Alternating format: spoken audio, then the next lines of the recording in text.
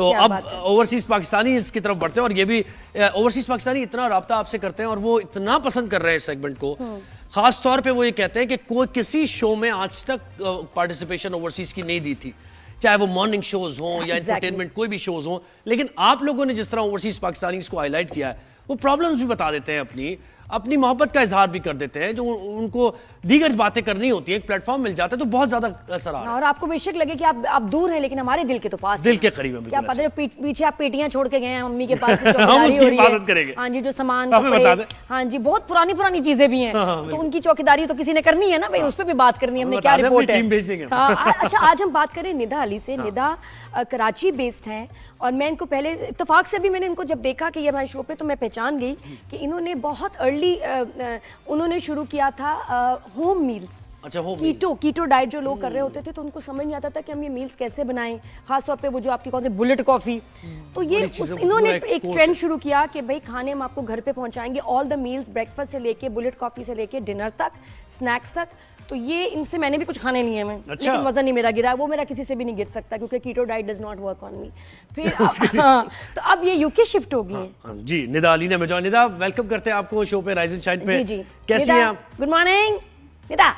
Good morning Nadia, good morning Zoheb, कैसे हैं आप? थैंक यू, बिल्कुल ठीक ठाक। निदा, तुम उधर चली गई तो यहाँ काम कौन संभाल रहा है? मैं ही संभाल रही हूँ यहाँ का भी, और यूके में भी हमने स्टार्ट कर दिया है, तो दोनों जगह का काम जो है वो अल्हम्दुलिल्लाह मैं ही देख रही हूँ। अच्छा, तो निदा तुम गई कब? तुम्हारे मैसेज तो अब भी वसूल हो रहे हैं लोगों को, क्लाइंट्स को। तुम बताओ कि कब गई और क्यों गई यूके, क्यों मूव किया तुमने?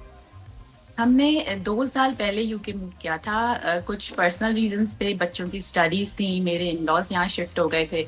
फिर हमने सोचा कि क्योंकि स्टडीज बहुत इंपॉर्टेंट होती हैं बच्चों की, और इनिशियल स्टडीज जो उनकी एक बेस बन जाती है, वो अगर हम यहाँ से ले लें तो फिर आगे तो वो बच्चे खुद ही फिर पढ़ लेते हैं। तो इट्स रियली, हमने यही सोचा कि बच्चों के लिए जरूरी है, तो हम इसलिए शिफ्ट हो गए यहाँ पे। अच्छा, तो वहाँ कोई हस्बैंड कोई जॉब कर रहे हैं, आप जॉब कर रही हो, यही बिजनेस जो है इसको शिफ्ट किया है? हमारा बिजनेस है यहीं पर, हमारा जो डाइट फूड है उसी का बिजनेस हमने यहाँ पर शिफ्ट कर लिया अपना।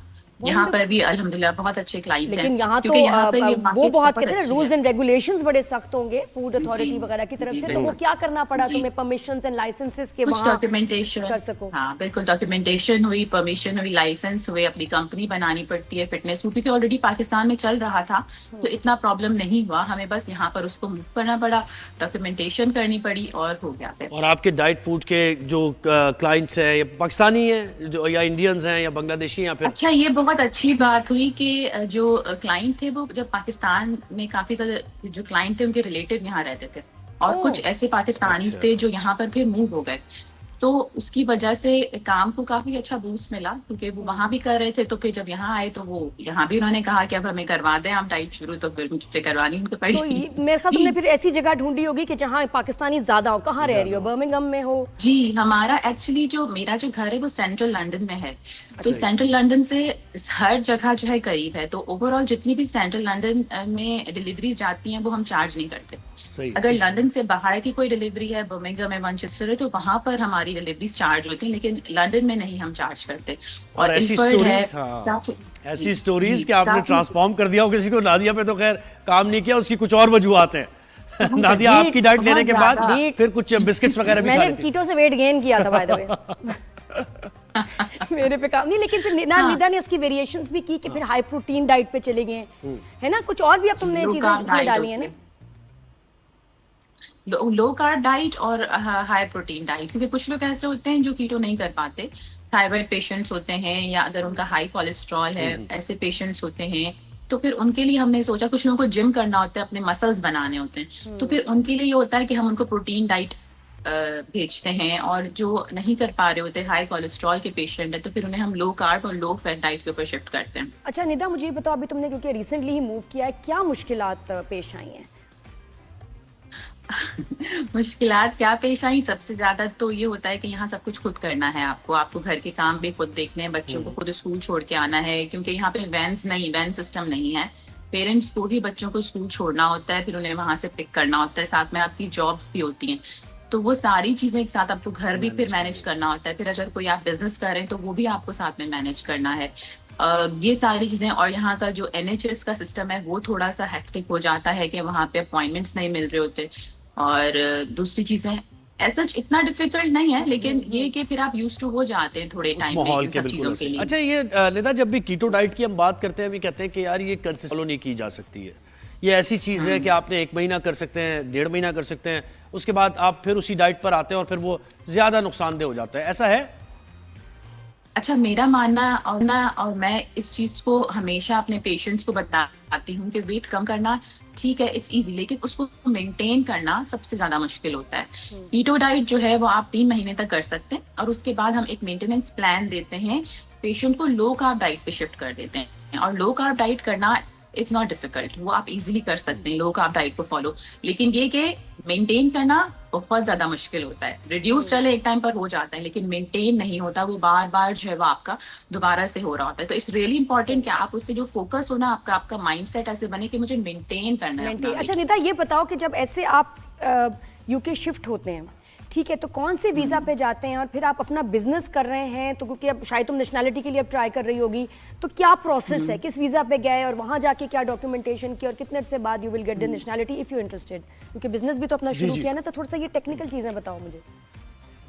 अच्छा, हमारा जो वीजा था वो हमारी कंपनी थी जो कि हमने यहाँ पर ओपन की थी फिटनेस फूड के नाम से, ठीक है, उसी कंपनी के बेसिस पर हमने अपना वीजा निकलवा लिया।